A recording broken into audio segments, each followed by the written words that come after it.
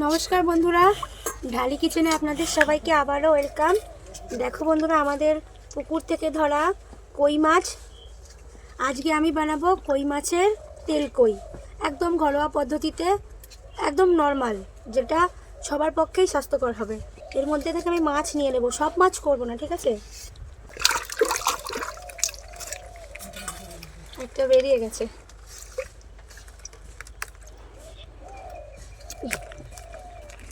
মাছগুলো বেশি বড় হয়নি, তাও খারাপ না সাইজটা।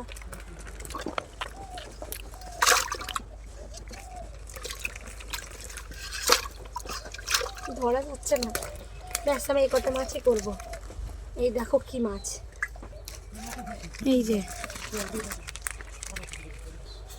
চলে যাচ্ছে মাছগুলো। ছাই মাছে নেব, পুরো পুকুরের দেশি কই।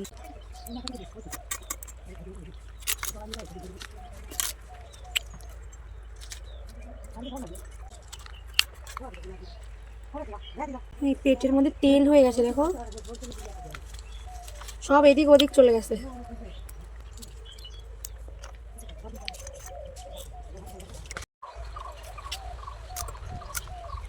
মাছ কাটা আমার হয়েই গেছে, আর একটা কাটলেই হয়ে যায়।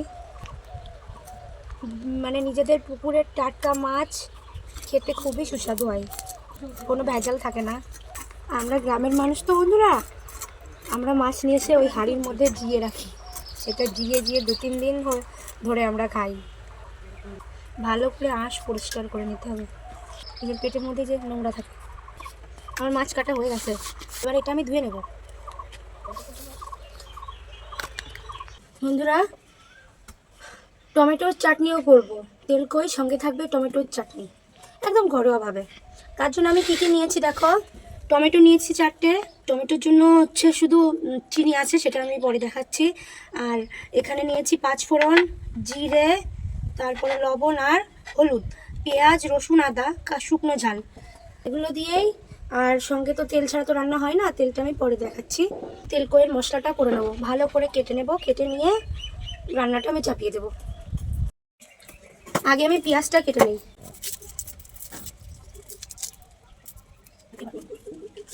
এটা আমি কেটে নেব।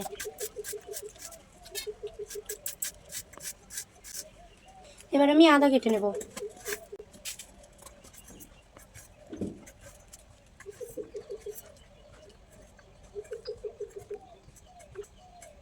সেটা ধুয়েও নি একবারে, পেঁয়াজটাও আমি ধুয়েই কেটেছি।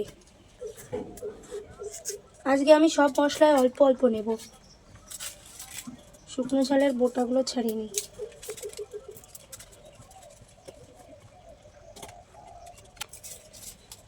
এবার এই রসুনগুলো দেখো কত বড় বড় কোয়া, আমি এই কটা রসুনই দেবো, গুনে গুনে 4টে কি 5টা। এবারে ধুয়ে তুলে নেব।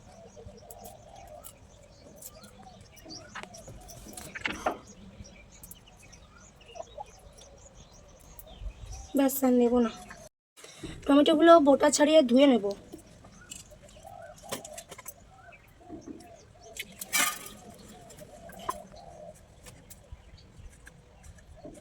আমি একদম টমেটো এরকম পাতলা পাতলা করে কেটে নেব। আমি এরকমভাবে কাটলাম, তোমরা অন্যভাবেও কাটতে পারো। ব্যাস আমার টমেটো কাটা শেষ। এবার আমি সব মশলা বাটাবুটি করে নেব। আমার মশলা বাটা শেষ, এগুলো আমি তুলে নেব।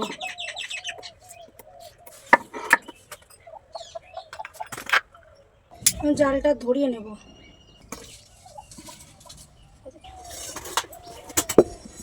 এবার আমি মাছগুলো এই প্লেটে ঢেলে নেব। এর মধ্যে একে একে লবণ, হলুদ দিয়ে নিলাম। এবার এটা ভালো করে মাখাবো। মাখানো শেষ, এবার কড়াইতে জাল উঠে গেলেই আমি মাছটা ভেজে নেব। কড়াইটা তেতে গেছে, গরম হয়ে গেছে। এবার এর মধ্যে তেল দিয়ে দেবো, আমি এক এক করে মাছগুলো ছেড়ে দেবো।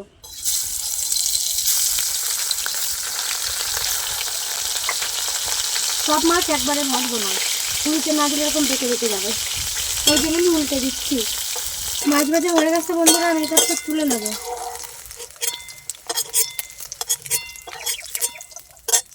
বাকি মাছগুলো ভেজে নেব। এটা কই মাছ কাঁচাও করা যায়, কাঁচা কইও করা যায়, কিন্তু আমি কাঁচা কই করবো না, আমার মেয়ে খেতে চায় না, তাই আমি কইটা ভেজেই করছি। মাছ ভাজার তেলেই আরেকটু তেল দিয়ে দেবো। এবার আমি জিরে দেব, তোমরা চাইলে কালো জিরেও দিতে পারো, আমি কালো জিরেটা তেমন একটা খাওয়া হয় না জন্য আমি দিই না। এবার দেবো পেঁয়াজ কুচি।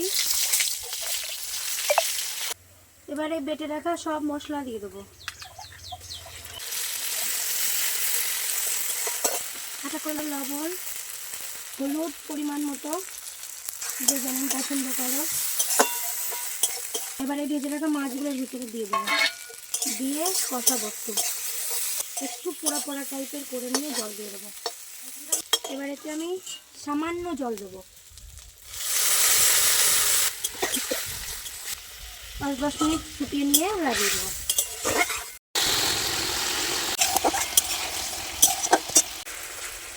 এবার এটা আমি লাগিয়ে নেব। বন্ধুরা আমার তেল কই রেডি, এবার এটা লাগিয়ে নেব।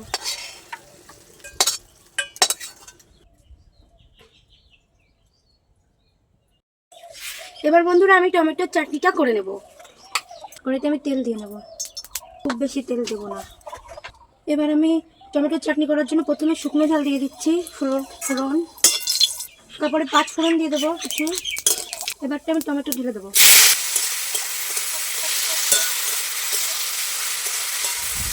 দিয়ে জল দিয়ে একটু সিদ্ধ করতে দেবো।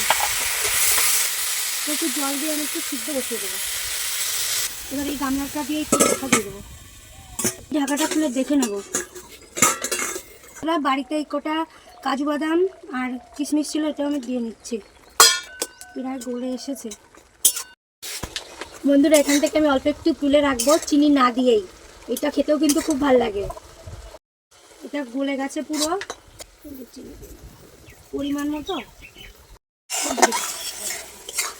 হয়ে গেছে আমার।